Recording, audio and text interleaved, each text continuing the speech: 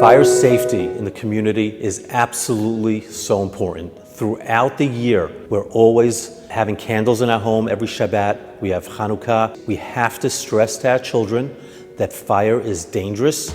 It's very important, firstly, to make sure that all homes are equipped with both carbon monoxide detectors and with smoke detectors. It could be in the middle of the night.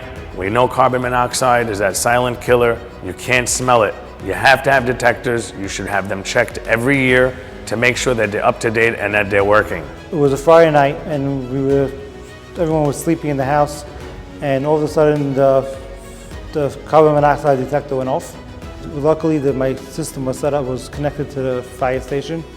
The fire department showed up with their axes all in their hands, ready to break down the walls, whatever they needed to do. They unplugged everything, but the numbers were still didn't make sense. So then one of the firemen had an idea, maybe it's the next door neighbor. So he went and he banged on the door for 5-10 minutes to wake up the neighbor who was sleeping in the back of the house.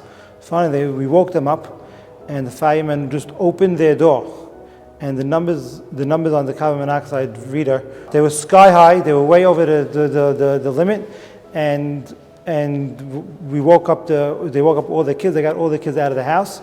Baruch Hashem, because if the smoke detector, the carbon monoxide detector didn't sound in my house, Chas Shalom, something terrible, catastrophic would have happened to them. Smoke alarms really save lives. Make sure you check your batteries once a year. Make sure that the smoke alarms are working properly. Make sure that if you have them connected to a central station monitoring so that they could call the fire department right away, that's extremely important. We've taken sometimes families of 6, 7, 8 people out of a home into the hospital only because there was a carbon monoxide leak and there was no carbon monoxide detector in the home. It's very important to educate your children on fire and to let them know that they should not be playing with fire or matches or lighters. They shouldn't be turning on the stove if they're under a certain age. It comes to Hanukkah. After a half hour, if you are leaving the house, you are allowed and you should put the candles out. Other fires that we've seen or heard of happen a lot in the summertime, whether it be during a barbecue or just hanging around a fire pit.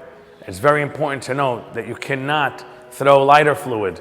The fire can catch and come back at you and literally blow up in your face. I make sure that especially in kitchens, but various strategic places throughout the house, you have to have a fire extinguisher.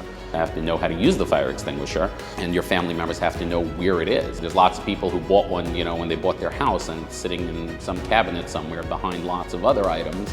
If you don't know where it is, it's not going to help you. It's obviously very important to do some level of fire drills. As you know, schools do it, businesses do it.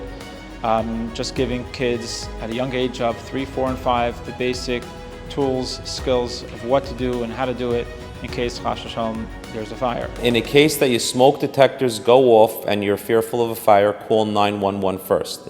They're the first ones that are going to be able to get inside the house. Then call Hatzalah. People have third floors, attics. There's no way out. God forbid there's a fire. They make rope ladders.